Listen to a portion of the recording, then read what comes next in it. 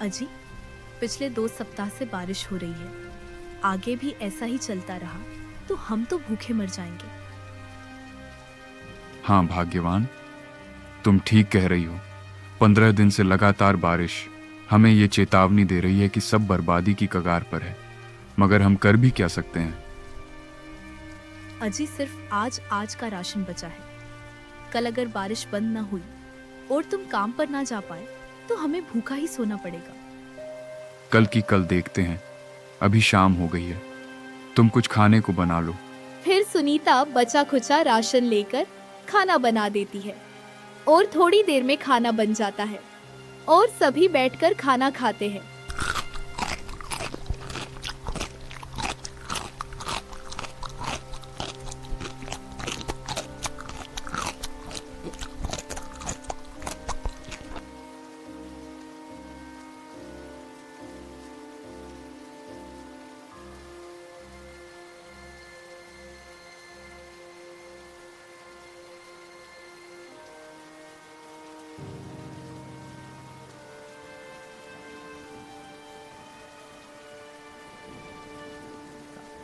अजी, बारिश तो आज भी बंद नहीं हुई। आज तो खाने को भी कुछ नहीं है। क्या आज हमें भूखा ही सोना पड़ेगा? देखते हैं भाग्यवान, आगे क्या होता है।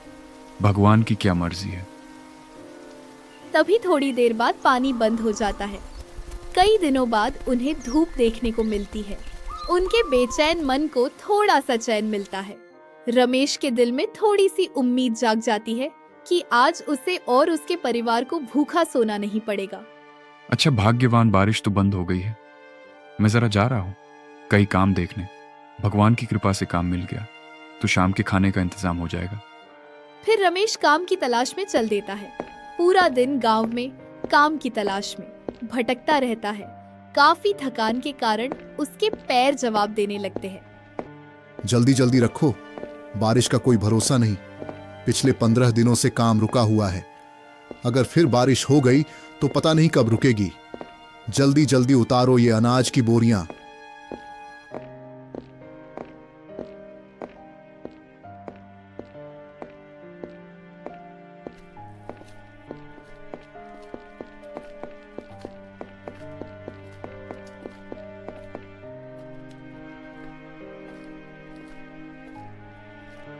अरे सेठ जी, क्या मुझे कुछ काम मिलेगा? कृपया मुझे कुछ काम दे दीजिए।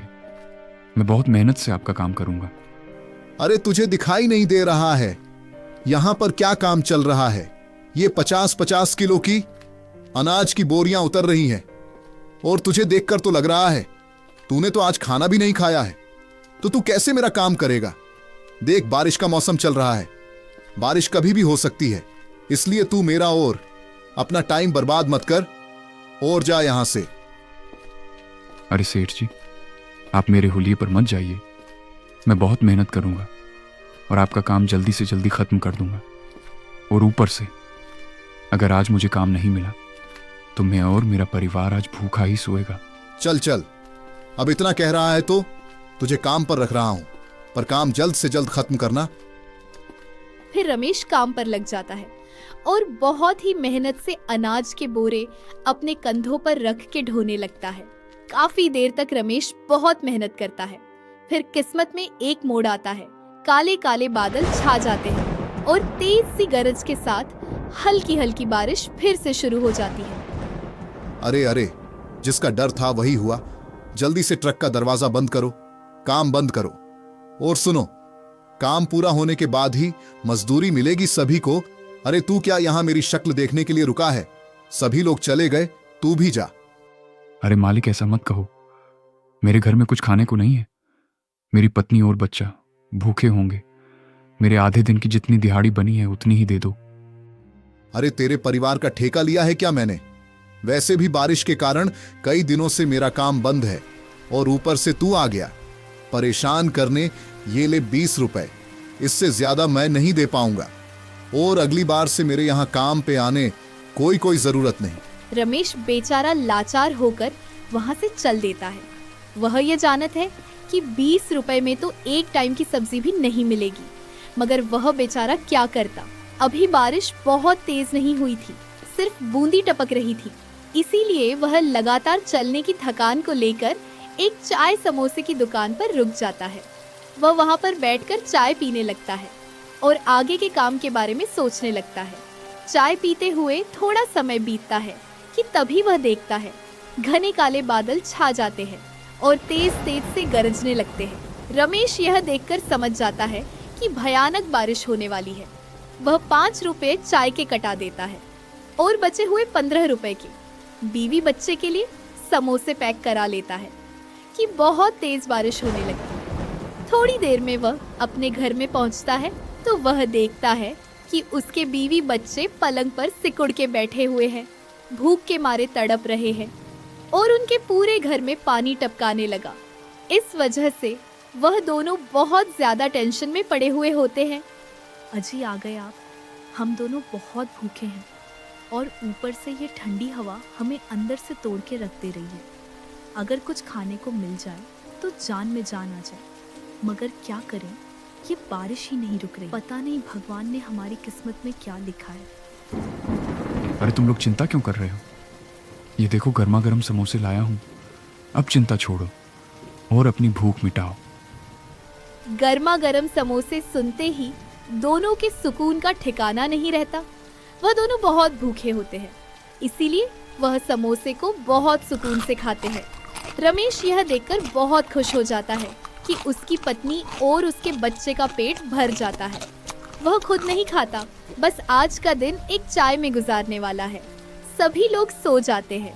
अब कहानी में एक बड़ा पड़ाव आता है। सुबह जब वह सब उठते हैं तो वह देखते हैं कि पूरे घर में घुटनों के बराबर पानी भरा हुआ था और अभी भी लगातार टपक रहा था।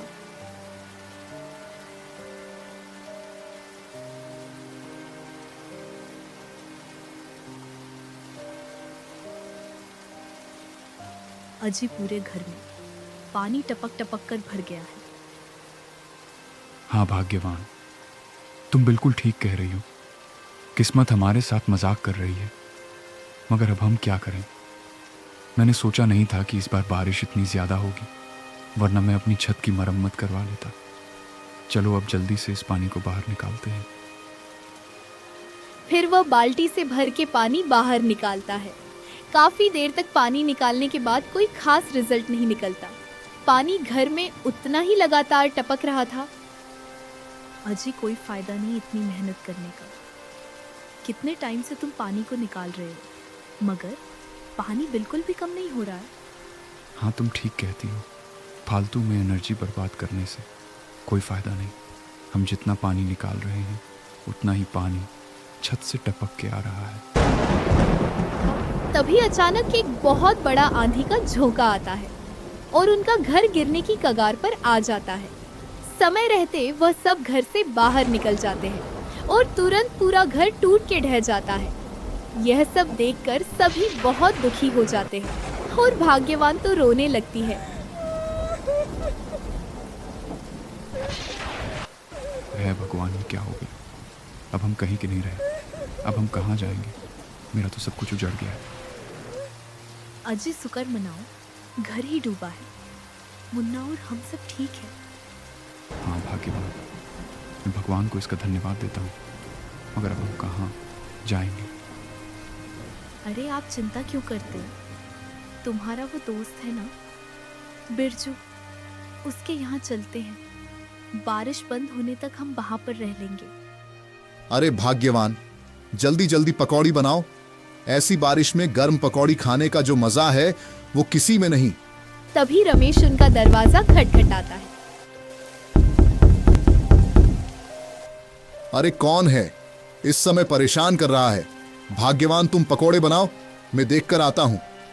फिर बिरजू बाहर आता है तो वह देखता है कि उसके सामने उसका दोस्त रमेश अपनी पत्नी और बच्चे समेत खड़े हैं। अरे भाई रमेश, क्या बात हो गई? तुम अपनी पत्नी और बच्चे के साथ यहाँ? अरे बिरजू यार, इतने दिन लगातार बारिश हुई है, जिस वजह से मेरा घर गिर के पानी में बह गया है। इसलिए हम तुम्हारे पास बहुत उम्मीद लगा के आए हैं। उम्मीद? कैसी उम्मीद? आजकल उम्मीद किसी से नहीं लगानी चाहिए। खैर, तू बता क्या चाहता है? यार मैं चाहता हूँ कि मुझे अपने घर में बारिश बंद होने तक पनाह दे दे। हम सब एक कोने में पड़े रहेंगे, तुम्हारे किसी भी काम में बाधा नहीं बनेंगे। अरे रमेश सुन यार, दोस्ती अपनी जगह ठीक है, मेरे घर में उतनी जगह नहीं है। वैसे भी मैं और मेरी पत्नी इस छोटे से घर में ठीक से नहीं रह पाते, और मैंने कहा था ना कि किसी से ज्यादा उम्मीद लगाना ठीक नहीं, इसलिए मैं तुझे यहां नहीं रख सकता। तू कहीं और जाके देख ले। इतना सुनकर रमेश कुछ नहीं कह पाता और निराश होकर वहां से आगे की तरफ चल देता है। तभी वह चलते चलते और बारिश की मार सहते हुए एक पेड़ के नीचे पनाह लेते हैं। रात भी होने वाली होती है। तभी कहीं से एक भला आदमी उन्हें एक कंबल दे जाता है। सभी लोग एक कंबल के नीचे रात बिताते हैं।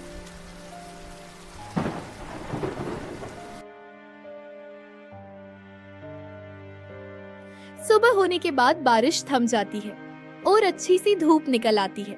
फिर रमेश को एक जगह पर काम मिल जाता है और वह दिन भर बहुत मेहनत करता है और शाम को किसी होटल से खाना पैक करा लेता है। अपने परिवार के पास चला आता है और सभी बैठकर खाना खाने चलते हैं कि तभी वहाँ पर एक बहुत गरीब बूढ़ा आ जाता है। अरे बेटा, मैं बहुत दिनों से भूखा हूँ, मुझसे चला भी नहीं जा रहा। कब मुझे थोड़ा सा कुछ खाने को मिलेगा? उस बूढ़े को देखकर रमेश को तराश आ जाता है और अपने हिस्से का खाना उस बूढ़े को खिला देता है। तभी अरे धन्यवाद बेटा, मैं कई दिनों से भूखा था, आज तुमने मेरी आत्मा खुश कर दी। मगर बेटा, तुम लोग इस पेड़ के नीचे क्या कर रहे हो? तभी रमेश अपनी सारी परेशानियां बता देता है। अरे बेटा, नेकी कर दरिया में डाल। ये लो, ये एक पोटली है, मुझे ये जंगल में पड़ी मिली थी। ये मेरे किसी काम की नहीं है, तुम इसे मेरे जाने के बाद खोलना। देखते हैं भगवान तुम्हारे साथ क्या करते हैं। फिर वह बूढ़ा वहां से चला जाता है। फिर जैसे ही वह उस पोटली को खोलते हैं, तभी उसमें मोतियों से जड़ा हुआ और सोने के गहनों से भरा हुआ एक लोटा निकलता है। रमेश यह सब देखकर चौंक जाता है और वह सब काफी खुश हो जाते हैं। उन गहनों को बेचकर वह अपना बहुत अच्छा घर बनवा लेते हैं और काफी पैसे वाले भी हो जाते हैं। और कहते हैं ना, संघर्ष के आगे सफलता होती है, इसीलिए अपने संघर्ष को मत छोड़िए। ईश्वर तुम्हारी मदद जरूर करेंगे।